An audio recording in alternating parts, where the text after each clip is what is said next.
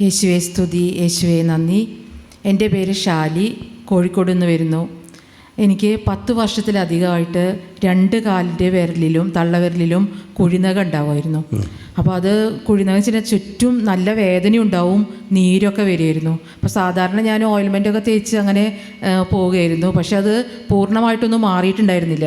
ആ വിരലത്തെ നഖം ഇടയ്ക്കിടയ്ക്ക് അതിങ്ങനെ ദ്രവിച്ച് പോകും, തീരെ കട്ടിയില്ലാത്ത പോലെയാണ് വരിക, ദ്രവിച്ച് പോവും. ചിലപ്പോൾ അത് അങ്ങനെ തന്നെ ആ 2 കാലത്തെ നഖവും മുഴുവനായിട്ട് അടർന്നു പോവും.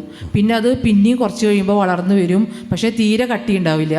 അപ്പോൾ തന്നെ അത് ദ്രവിച്ച് മുഴുവനായിട്ട് അടർന്നു പോകും. ഇപ്പോൾ ഞാനത് വെഞ്ചരിച്ച ഓയിൽ തേച്ച് പ്രാർത്ഥിക്കുമായിരുന്നു. പിന്നെ അത്ഭുത ജപമാല ദിവസം കാണുമ്പോൾ അതിലും സമർപ്പിച്ച് പ്രാർത്ഥിക്കുമായിരുന്നു.